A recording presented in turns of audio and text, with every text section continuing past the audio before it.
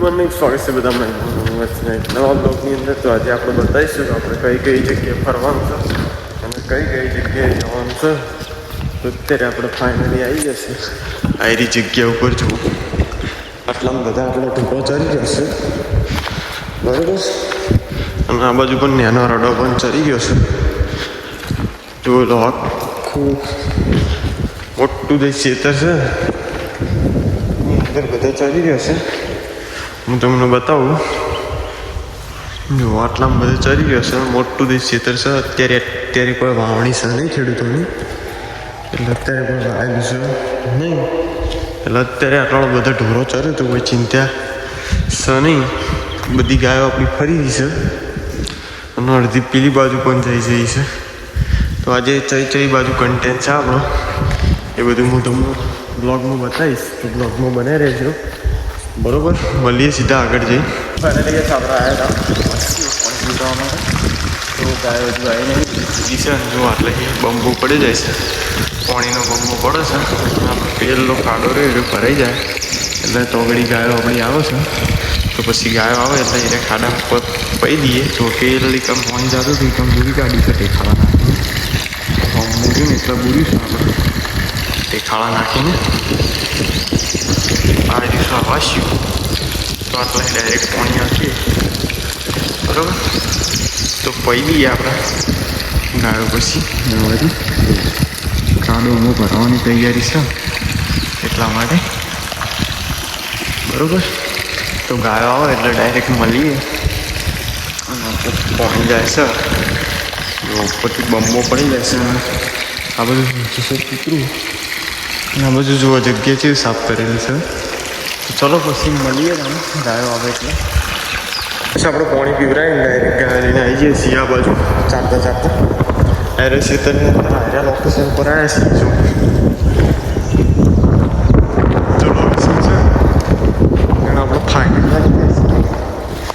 હવે આમાં ચારી છે મોડા સુધી જવાનું હતું બીજી જગ્યાએ, પણ ગાય પછી આ બાજુ વળી એટલે આપણે પાછા આવી જઈએ છીએ આ બાજુ. ડોકાને એવું ખાયું છે અને આપણા આયરસોને ઘડી ભરેલું છે. પછી પેલું શેડેલું રહ્યું બાદ થઈ ગયા એટલા માટે. જો આટલામાં બધું સારું છે અત્યારે ગાયો. આ લીલો ડાકડો ને એવું છે એ બધું ખાય છે. નાનો રડો ને બધું છે. જો લોકેશન કેવું છે કોમેન્ટમાં જણાવજો. અને આ બાજુ એક બોડી એકલી ચરી રહી છે. એકલી બોડી ગાય ચરે છે. બીજી બધી આ બસ છે. ચલો બને રહેજો પછી મળીએ. તો મિત્રો 3 વાગી જશે અને ગાય બધી આ બાજુ જતી હતી એટલે હું પાછી વળવા આવ્યો છું. જો એટલામાં બધા આવી જશે એક નજીક બોર જોડે.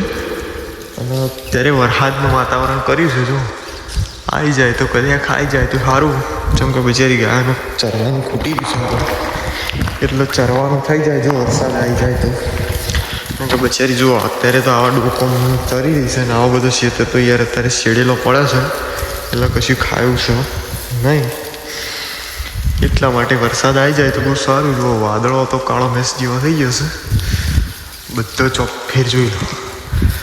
અને આટલા બધા આપણે અત્યારે તો ચારીએ છે. એમ કહું ડાયરેક્ટ મોડા જશું 4 વાગતાના. એટલે આપણી ગાય પણ થોડું ખાય તો બિચારી રાતે ખુશી ના થાય એટલા માટે આટલા મોડા ચારીએ. અને આજનો સફર આ બાજુ હતો આપણો એ બધું મેં તમને જણાવ્યું અને બતાવ્યું છે, બરાબર. તો અત્યારે તો આટલા બધું ચરશું ગાય. અને હું જઉં છું અમુક પેલી બાજુ. જો કોઈ પેલી બાજુથી પાછો દઉં તો મળીએ પછી.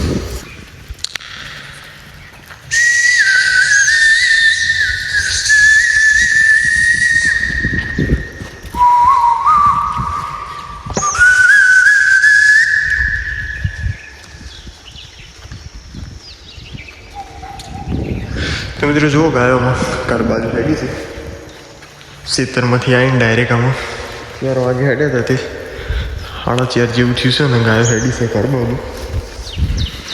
બધી હેડી જાય છે ને હું બકરું લેવા ઊભો રહ્યો છું. ચીડી આવે છે